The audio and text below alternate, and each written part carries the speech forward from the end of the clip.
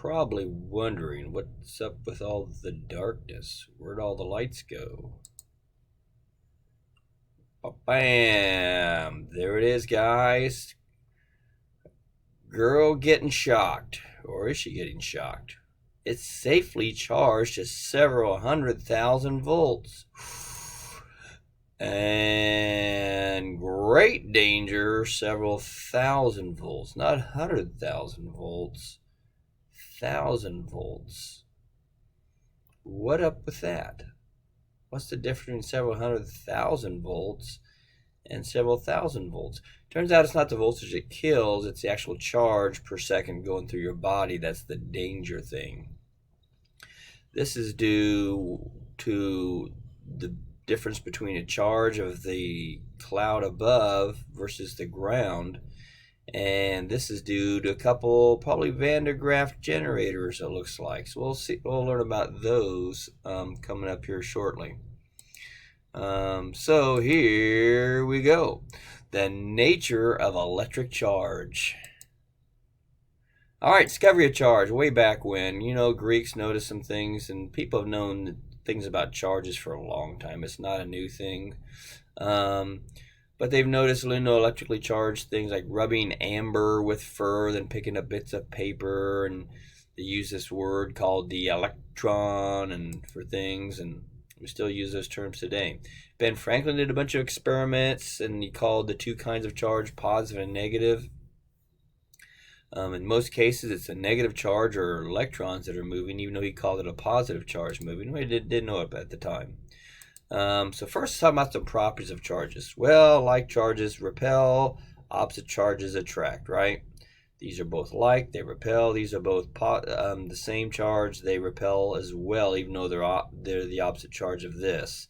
So opposite charges of each other they attract, samers always repel. Alrighty. So you've learned about law of conservation of energy in your first year. Well, this is a law of conservation of charge. You probably learned a little bit about that maybe in your first year of physics as well. But we're going to continue and talk a lot more about the conservation of charge, meaning we don't have any electron-eating devices in here, any protons been eaten up or anything, just a certain amount of charge somewhere. Whatever charge you start with, you have to end with. It's there somewhere. You're not creating charge, you're not destroying the charge. It's always there. We're just moving from one place to another.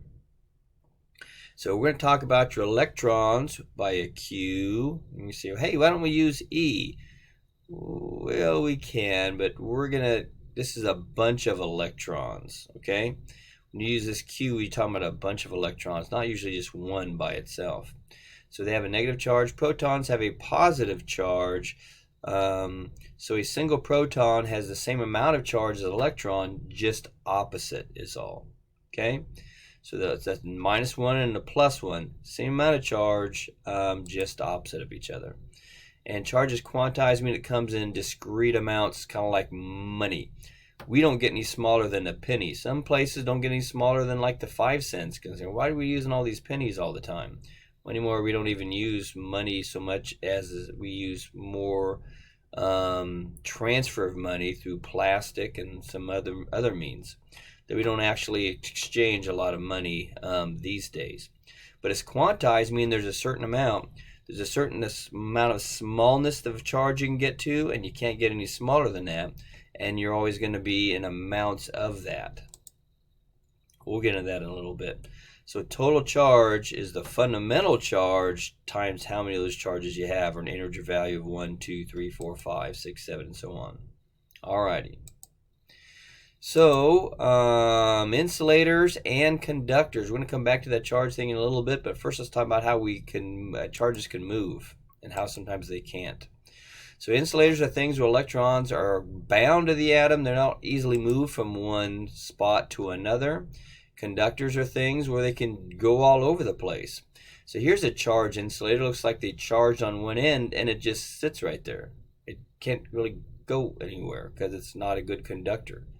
So just the one side stays charged, but not the rest of it. It doesn't evenly distribute itself. Wood is not a good conductor. Plastic is not a good conductor. Glass, air, cloth, those are all good examples of good insulators or bad conductors. Conductors are metallic type things. Things that have metal means they have extra electrons that can go from one atom to another atom to another atom, hence they can flow. So in other words, if a conductor, you can't just charge one side of a conductor. It doesn't work because they spread out.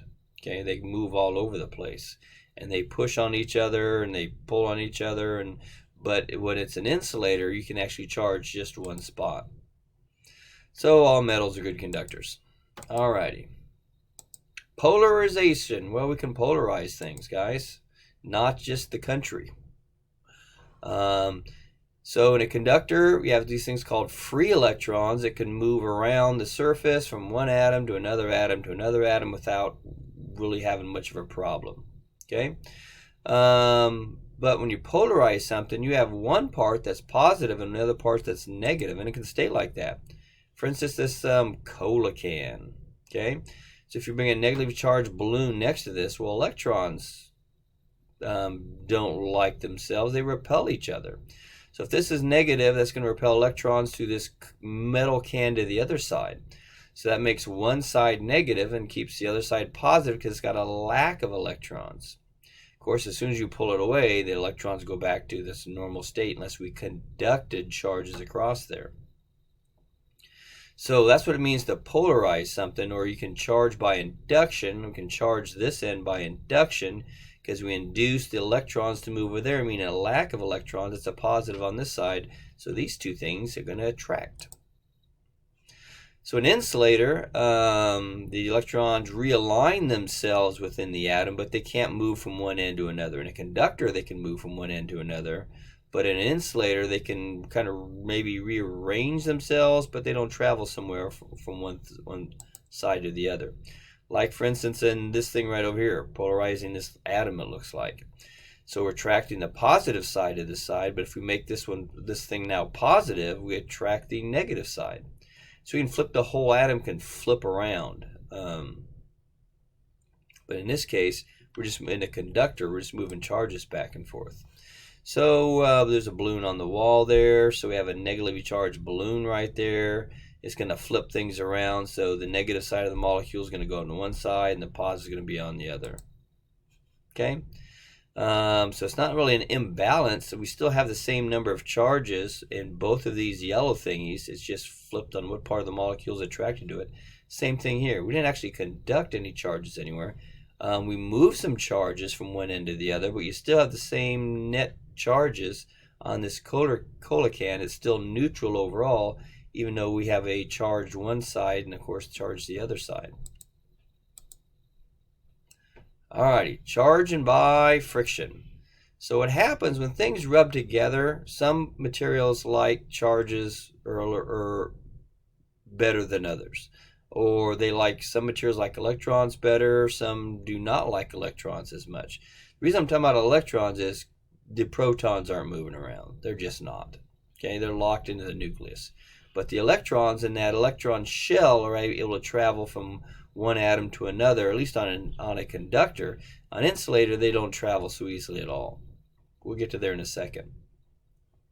But when you rub two dissimilar materials together, one of them's going to like electrons more.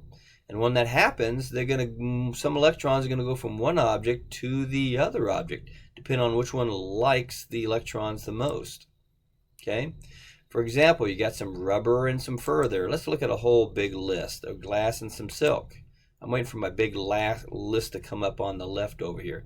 It's a fancy name for this, a triboelectric series. You don't have to memorize it. But there it is, finally on the left. That took forever.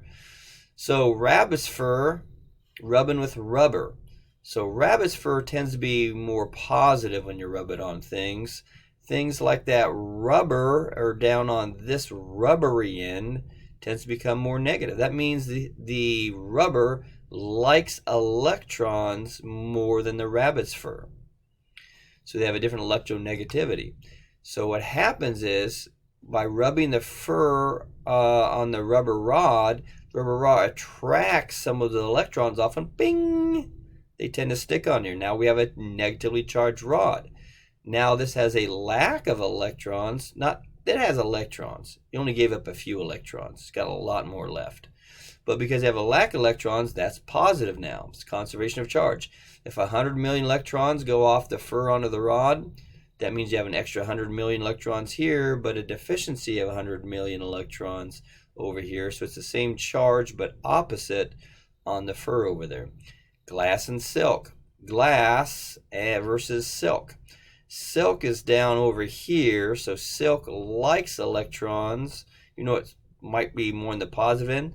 Likes electrons more than what the glass does. So that silk is going to pull some of those electrons off the glass rod, and so the silk pulls them off, so now that's negative, but it leaves the glass rod positive. Okay, let's talk about my pants. Okay, I love talking about my pants. So in the wintertime, this whole static thing becomes more of an issue. And here's my problem. I don't have rabbit fur in my legs. I have regular people fur. I don't have cat's fur. I don't have wool. But the point is, people fur or hair on the legs, somewhere more over here. When I wear my polyester pants, my polyester golf pants, you don't see polyester on here, but it's closer to this stuff over here. That polyester likes electrons more than my leg hairs do. So what happens when in the wintertime when I'm wearing my polyester golfing pants around, those pants rubbing on my human fur actually take electrons off my human fur and they stay on my pants. Now I don't go around shocking the world with my pants, but what happens is I get that static cling because now my pants are the opposite charge of my legs and they stick, and it kind of weirds me out. But here's what I found, guys. I wear nylon pants now. Not just in the winter, but all the time. So when I wear nylon pants, well, nylon pants have about the same like for electrons as human fur, wherever that would be in here. And I don't get the static cling. Doesn't happen. So another thing that I used to wear before I discovered the benefits of nylon pants, great for not just parachutes, but also pants. And what's even better, parachute pants. Go back to the 80s and check out some parachute pants. Pretty cool stuff. But anyway, cotton, also a natural fiber, works in here. I don't have a problem with static cling in cotton either with my legs. But when I'm wearing my polyester stuff, oh man, that's not a good thing to wear in the wintertime. When basically the air is so dry, it's not a very good conductor. Charges don't come off my body. Things start to cling like crazy. Anyway, so enough about my pants. So material that give up electrons and other material below is on the, okay, we just talked about that. Alrighty. You don't have to memorize the order, but the thing is, if you want things to work really well in charging things, you want things that are on different ends. Okay? You may have noticed with your laundry, if you have different mix of different kinds of materials of man-made materials here versus maybe natural fibers, they tend to attract each other in the dryer unless you've got a fabric softener that kind of defeats that whole thing. Because what happens by rubbing these clothes together, one likes electrons more than the other. You may have some blankets at night. A fun thing to do is make a little light show with your blankets, as long as you have different kind of blankets. Maybe you have a wool blanket and a polystyrene blanket or something that likes electrons more. You get those two moving back and forth like this, you can get all kinds of cool light shows going off, and if you do it fast enough, you might even be able to read by it. You'd have to really be like crazy doing that.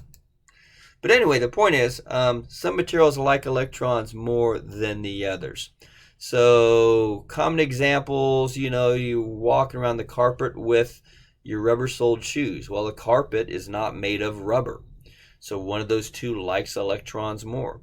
Or maybe even your socks. Maybe you got your cotton socks on the polyester carpet. Those two work well as well. One of them likes electrons more than the other. It'd be the polystyrene carpet or whatever compared to your cotton socks way up here somewhere. There, that's cotton. Alrighty. So food wrap, and there's all kinds of things, guys, that can make this can happen to make sparks. But the moral of the story is one likes electrons more than the other. We already talked about that. Balloon rubbed on the head. People's hairs up here, the balloons way down over here. This likes electrons more. And we're going to kind of stop right there, guys, because we're at 15 minutes. I can still get this on YouTube.